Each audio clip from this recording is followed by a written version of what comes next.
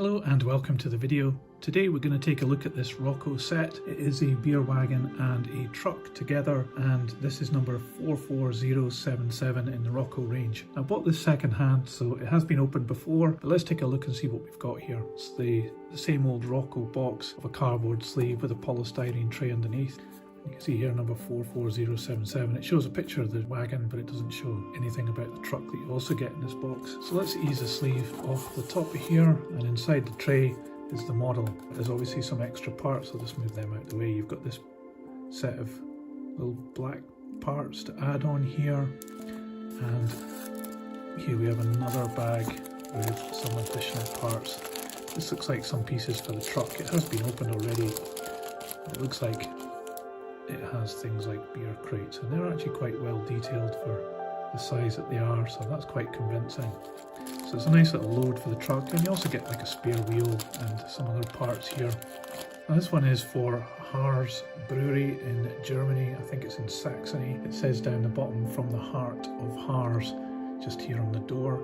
It's got some nice graphics of the trees. The printing on this is pretty good. You can see Interfrigo on the side there and some details on the end of the wagon here, although they don't go over the ribs of the wagon that well. It has additional parts here, for example, where it has a handrail added, and it's quite detailed at the end where it's got handrails and other parts that have already been added onto it. On the roof, there's 4 little vents. Underneath, there's quite a lot of detail going on here. You've got these articulated couplings, which are great for getting this wagon round tight corners, and there's a separate moulded part here representing the brake gear. The wheels themselves as well have a degree of movement, although they are a bit stiff in this one, and that helps the model get round tight corners too. But it still looks great. The printing's quite nice, and is quite a nice detailed wagon to add to your collection, especially if you collect beer wagons, obviously. I'll put it to one side and let's have a look at the truck.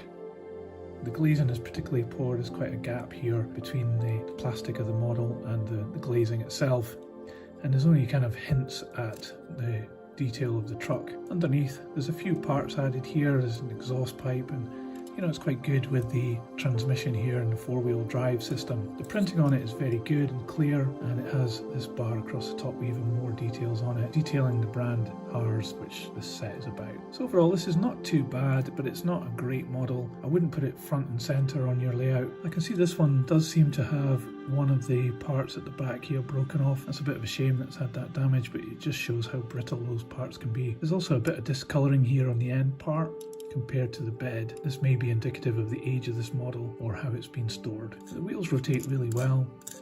It's alright overall. So I'll put these models onto the scales so you can have a look at the weight. So the wagon weighs 84 grams.